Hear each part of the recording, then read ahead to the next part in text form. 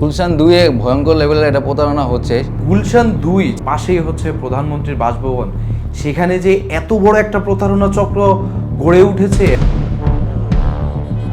দেশের অন্যতম অভিজাত এলাকা ঢাকার গুলশান, কিন্তু এই এলাকাকে ব্যবহার করা হচ্ছে ভয়ঙ্কর এক প্রতারণার ফাঁদ হিসেবে।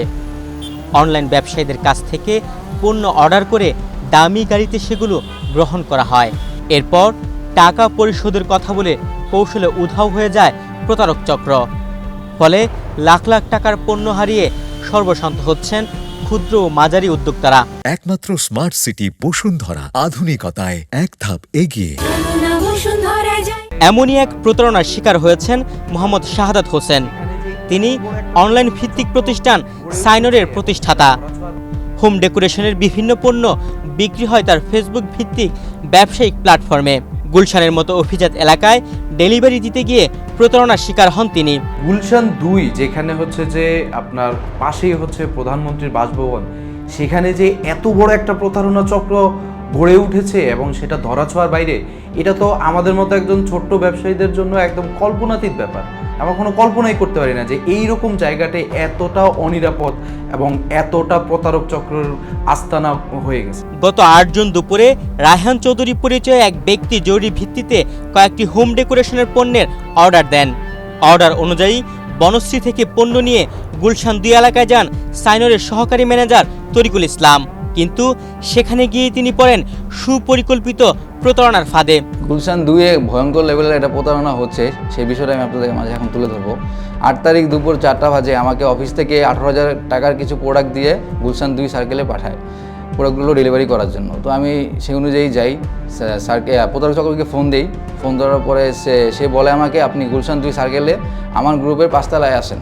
তো আমি যাওয়ার পরে নিচে এসে প্রতারক চক্রকে ফোন দিই, বলি যে আমি 5 তলায় আছি, আপনি নিচে কাউকে পাঠান বা এসে প্রোডাক্টটা রিসিভ করেন। সে বলতেছে যে না, আপনি আমার গাড়ির ড্রাইভারকে প্রোডাক্টটা দিয়ে আপনি 5 তলায় এসে প্রোডাক্টের টাকা নিয়ে যান।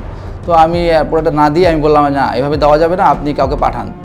তো সে তার একটা পিয়নকে পাঠালো, পাঠিয়ে বলতেছে যে তাকে আপনি প্রোডাক্টটা দিয়ে দেন, তার সাথে উপরে আসেন। তো আমি গাড়ির ড্রাইভারকে প্রোডাক্ট দিয়ে পিয়নের সাথে উপরে যাই। তো পিয়ন আমার সাথে যায় নাই, সে নিচে ওয়েট করছিল, আমাকে সে লিফটে উঠিয়ে দিছে। যাওয়ার পরে আমি স্যারকে প্রতারক চক্রকে ফোন দিলাম। ফোন দেওয়ার পরে সে ফোন ধরে বললো, আপনি 5 মিনিট বসেন, আমি আসতেছি, একটা মিটিং শেষ করে আমি আপনাকে কল ব্যাক করছি। তো আমি 10 মিনিট ওয়েট করার পরেও সে আর আসেনি। আমি তাৎক্ষণিক নিচে নেমে দেখি সে গাড়িটিও নেই, ড্রাইভারও নেই, ইভেন আপনার হচ্ছে সেই পিয়নটাও নেই। এই ঘটনা শুধু শাহাদাত হোসেনের ক্ষেত্রেই ঘটেনি। সামাজিক যোগাযোগ মাধ্যমে বিষয়টি প্রকাশের পর আরও অনেক ব্যবসায়ী একই ধরনের অভিজ্ঞতার কথা জানিয়েছেন। তাদের দাবি, গুলশান 2 এলাকায় একই কৌশলে একাধিক প্রতারণার ঘটনা ঘটেছে। সবচেয়ে উদ্বেগজনক বিষয় হলো, যে নম্বর থেকে পণ্যের অর্ডার দেওয়া হয়েছিল, পরবর্তী সে নম্বর থেকে তরিকুল ইসলামকে ফোন করে হুমকি ও ভয়ভীতি দেখানো হয়। আমি যখন থানায় যাব তার কিছুক্ষণ আগেই প্রতারক চক্র ছিনতাইকারী যে নাম্বারটি, সেই নাম্বার থেকে আমাকে ফোন দিয়ে বলতেছে যে তুই থানায় যাবি, থানায় গেলে যা, তোর যা ইচ্ছা করতে পারস, কোনো সমস্যা নেই, থানা আমার কেনা আছে। তারপর আমি থানায় যাই, যাওয়ার পরে আমি পুরো বিষয়টি আমি তাদেরকে বলি বিস্তারিতভাবে। তো তারা আমাকে কোনো সাহায্য করেনি। সাহায্য না করার কারণ তারা বলতেছে এটা অনেকজন মিলে তারা কাজ করে, তারা আসলে ওদের ধরতে গেলে হিমশিম খেতে হয় তাদেরকে। এ বিষয়ে গুলশান থানার এসআই কামরুল ইসলাম জানান, অভিযোগ পাওয়ার পর প্রতারকদের শনাক্ত ও গ্রেফতারের চেষ্টা চলছে। যারা অপরাধী এদেরকে আমরা ধরতেছি। এখন বিষয়টা হচ্ছে, আপনি বুঝতে পারবেন এটা অনলাইন প্রতারণা। অনলাইন প্রতারণা দেখা যায় এরা আপনার অজ্ঞাত জায়গা থেকে আপনার করে।